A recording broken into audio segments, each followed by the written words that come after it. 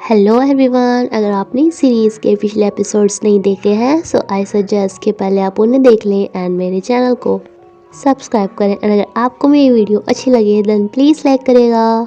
इस एपिसोड की शुरुआत में हमें पता चलता है कि अंकल को बाहर मोना ने नहीं बल्कि डायरेक्टर बेक ने करवाया है, क्योंकि इस सब से ये जवान का ध्यान भटकाना चाहती थी। मोना के साथ जो इसका इतना बड़े वाला ब्रेकअप हुआ था, इससे इसकी तबीयत बिगड़ जाती है।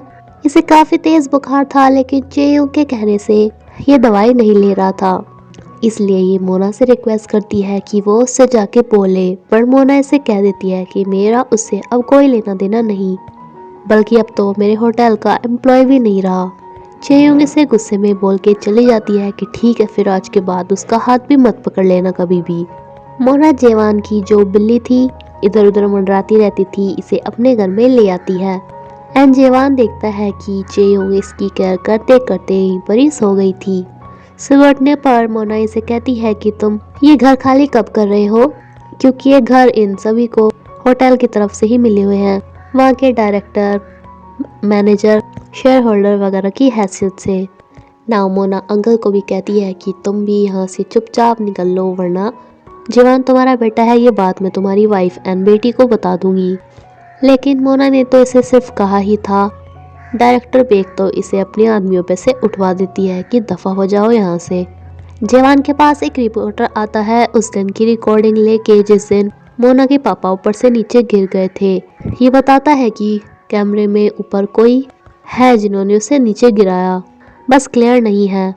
मोना अपने पापा से बात करते हुए बोल रही होती है कि अच्छा हुआ कि आपने मेरी हेल्प करने के लिए डायरेक्टर बेक को मेरे साथ रखा। लेकिन ये बात डायरेक्टर बेक को अच्छी नहीं लगती, क्योंकि ये मोना को धोखा दे रही थी। ये इसे अब भी कहती हैं कि मैंने तुम्हें समझाया था ना, तुम्हें किसी पे भी ट्रस्ट नहीं करना चाहिए, एंड उसमें मैं भी आती हूँ।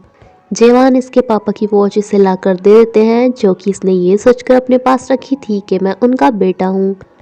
एंड इसे कहता है कि होटल अच्छे से संभालना। मोना अपने होटल की सेल्स बढ़ाने के लिए यहाँ पे कॉन्सर्ट कराती है, लेकिन यहाँ पर भी आग लग जाती है एंड यहाँ का और नुकसान हो जाता है। जवान देखता है कि बेक ने ये सब कुछ कराया है। ये इसके ऑफिस में जाता है, जो कि इस वहाँ पे नहीं थी, इसलिए ये इसके सीक्रेट रूम में भी चला जाता है, जहाँ पे इसे एक लॉकेट मिलता है। अब जब सभी को पता चल गया था कि ह्योंग एक बड़े बाप का बेटा है, तो ये तो इससे कुछ ज़्यादा ही क्लोज हुए जा रही थी। जवान ने ये वीडियो क्लियर करवाने को दी थी, जहाँ पे देखता है कि जिसने मोना के पापा को धक्का दिया वो कोई लड़की है जिसने वही लॉकेट पहना हुआ है जो डायरेक्टर बेक के रूम में था, यानी कि उन्होंने ही मोना के पापा को मारा। ये अपने बेटे की वेट में खड़ी थी कि वो इन्हें पिक करने आएगा, लेकिन जवान यहाँ पर आता है एंड इन्हें फोर्सली यहाँ से ले जाता है। रास्ते में डायरेक्टर बेक का लड़का भी इनका पीछा करना स्टार्ट कर देता है, इसलिए जवान और तेज से चलाने लगता है, जिससे कि ये काफ़ी ज़्यादा घबरा जाती हैं, क्योंकि इन्हें ज़्यादा तेज़ स्पीड में कार चलाने से डर लगता है। रोमनली रास्ते में कार रोक देता है इसकी एंड इसके साथ लड़ना स्टार्ट कर देता है, लेकिन जेवान भी कुछ कम नहीं था, जो इसे पीट कर ये कहता है कि तुम्हारी मॉम ये वक्त कुछ बिल्कुल भी अच्छा नहीं कर रही है, सबूत तो मैं निकलवा ही लूँगा। एंड हम देखते हैं कि डायरेक्टर बेक के ऊपर बहुत सारे जख्मों के निशान हैं। अचानक से इन दोनों को पता चलता है कि होटल में एक बोर्ड मीटिंग हो गई है एंड मोना को इस बारे में पता भी नहीं था। जो यहाँ पे आके देखती है तो डायरेक्टर बेक इन्हें अनाउंस करती है कि तुम्हें यहाँ का सीईओ बनाया था यहाँ की सेल्स बढ़ाने के लिए, लेकिन तुम्हारे स्कैंडल्स की वजह से सेल्स और ज़्यादा डाउन हो गई। कभी तुम होटल में कुछ करती हो, कभी कुछ, इसलिए तुम्हें सीईओ की कुर्सी से हटाया जाता है एंड अब से मैं सीईओ हूँ। मोना का तो इस सब पे यकीन ही नहीं हो रहा था। एंड देन लोमा ली से बताता है कि तुम्हारे पापा ने मरने से पहले एक बहुत बड़ा लोन लिया था, जिसे वो चुका नहीं पाए, अब तुम्हें चुकाना है एंड उसकी कीमत जब जाके पूरी होगी, जब तुम अपने शेयर्स एंड अपना घर सब कुछ बेच दोगी। डायरेक्टर बेक होटल की पार्टी के लिए तैयार हो रही थी, जहां वो फ्लैशबैक में जाती हैं, जिसमें एक्सीडेंट के बाद उनकी प्लास्टिक सर्जरी हो गई थी, जिसमें वो बहुत बुरी तरह से झुलस चुकी थी। डायरेक्टर बेक अब यहाँ पर अपने सीईओ बनने की पार्टी बना ही रही थी कि मोना यहाँ पहुँचती है, सब कुछ तहस नहस करने लगती है, इसलिए इसे यहाँ से भगा दिया जाता है। बल्कि अब इसका घर भी खाली किया जा रहा था, क्योंकि ये होटल के वीआईपी लोगों के लिए है। इसकी ये हालत जेवान से देखी नहीं जा रही थी, जो कि जेयोंग से हेल्प मांगने जाता है बिकॉज ये बहुत अमीर है। ये से डायरेक्टर बेक के बारे में इंफॉर्मेशन निकालने के लिए बोलता है, जिसके बदले में कुछ भी करने को तैयार था। जेयोंग इसे कहती है कि ठीक है, मैं तुम्हें अपने पास नहीं बुला रही, लेकिन तुम्हें उस मोना के पास बिल्कुल भी नहीं जाना जिसकी वजह से तुम हमेशा हर्ट होते हो। ये से प्रॉमिस करके आ जाता है एंड तब तक मोना ने घर खाली कर दिया था। जब इस सब के बारे में ह्यूंग को पता चलता है तो ये भी चेवांग पे काफ़ी गुस्सा होता है कि मैं ये सोचकर पीछे हट गया था कि आप उसे मुझसे भी ज़्यादा प्यार करते हो, लेकिन आपने उसका साथ कभी भी नहीं दिया। डायरेक्टर बेक यहाँ की सीईओ बन तो गई थी, लेकिन इनका मकसद था इस होटल की बर्बादी। दरअसल पास की स्टोरी ये है कि ये मोना के पापा को प्यार करती थी, लेकिन जेवान के पापा इसे प्यार करते थे, जिन्हें कि अपने दोस्त से भी बदला चाहिए था, तो उन्होंने इनका रेप किया। देन अपने फ्रेंड के पैसे भी लेकर भाग गए।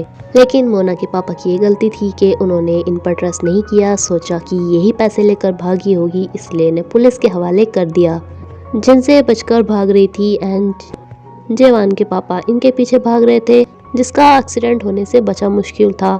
ये यहाँ पर आके इसे कहते हैं कि मैं तुम्हें बचाऊंगा, जल्दी निकलो, लेकिन ये कहती हैं कि तुमने ही मेरी ज़िंदगी ख़राब की एंड अब तुम हमारे बच्चे को भी हर्ट करोगे, मैं तुम्हें लेकर यहीं पर ही मर जाऊंगी। ये तो बाहर निकलने का नाम ही नहीं ले रही थी, इसलिए खुद ही दूर चला जाता है एंड यहाँ पर ब्लास्ट हो गया था। इन्होंने सोचा था कि ये मर गई होगी, बट ये मरी नहीं थी, जो कि दोनों लोगों से ही अब बदला चाहती थी, जिसने एक ने इसके ऊपर ट्रस्ट नहीं किया एंड दूसरा ये इसके पीछे पड़ा हुआ था। सुमोना के पापा से तो इसने अपना बदला ले लिया एंड अब इसकी बारी है।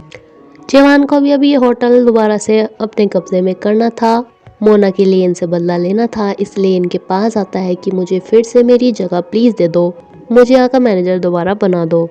ये कहता है कि मैं तुमसे बाद में मिलता हूँ, मेरा वेट करना। इसे लगा था कि जेवान इतनी देर तक इसका वेट नहीं कर पाएगा, लेकिन ये घंटों यहीं पर ही खड़े रहते हैं एंड ये हॉट स्टीम बात थी तो दोनों को ही बहुत ज़्यादा गर्मी भी लग रही थी। हार कर ये से बोल देता है कि मुझे नहीं रखना तुम्हें, अब जाओ यहाँ से।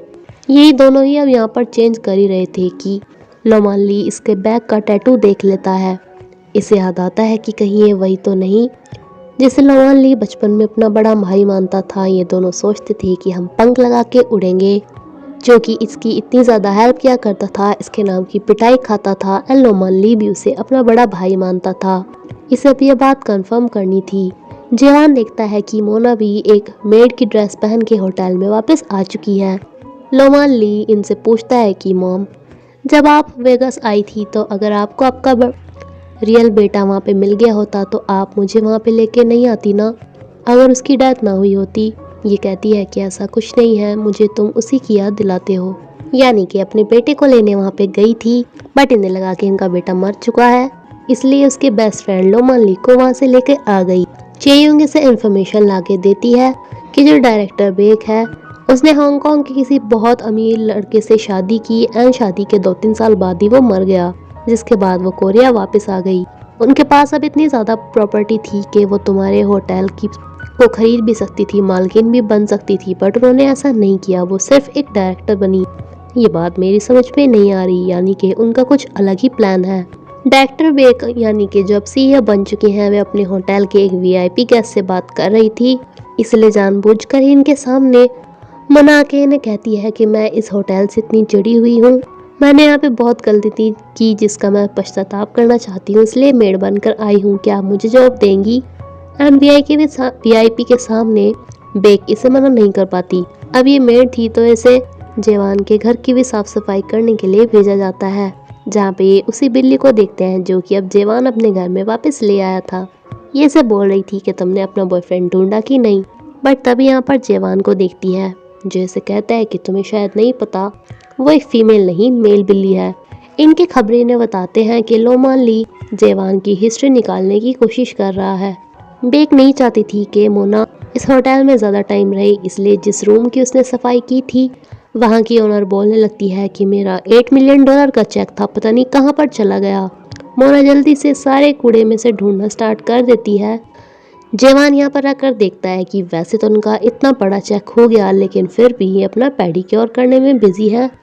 ऐसे लोगों की तो होश उड़ जाते हैं, इसलिए इसे पता चल जाता है कि चेक दरअसल खुआ ही नहीं, सब मोना को फंसाने की चाल है।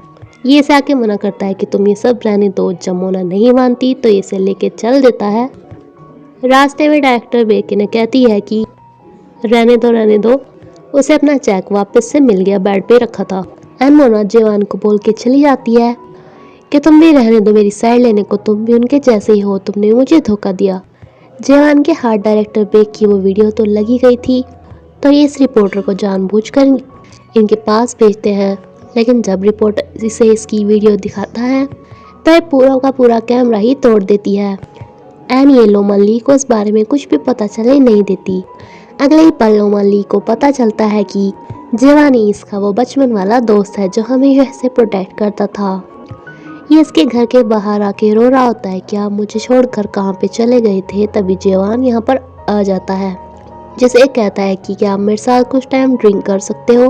ड्रिंक करते हैं जेवान से कहता है कि तुम्हारी मॉम जो कुछ कर रही है अच्छा नहीं कर रही, उन्हें समझाओ। तभी अंकल का फ़ोन लोमन ली को आता है कि मेरे पास तुम्हारी मॉम के खिलाफ कुछ सबूत हैं, अपनी मॉम का भला चाहते हो तो मुझसे आके मिलो। एंड जेवान के घर पे ये सफाई करने आई थी, लेकिन जेवान इसे फ़ोन करके कहता है कि मेरे होम में ही रहना, बाहर तुम्हें खतरा है और मैं तुम्हें ज़रूरी बात बताने के लिए जल्दी आ रहा हूँ। लेकिन तभी से मोना के चिल्लाने की आवाज़ आती है एंड इस पर भी कुछ लोग हमला कर देते हैं, जो कि इसकी बहुत ज़्यादा पिटाई करते हैं। एंड इससे ये सबूत ले लेते हैं जो कि ये मोना को दिखाने जा रहा था, एंड पुलिस को भी। एंड इसी के साथ ये एपिसोड यहीं पे ख़त्म होता है फ्रेंड्स। Thank you.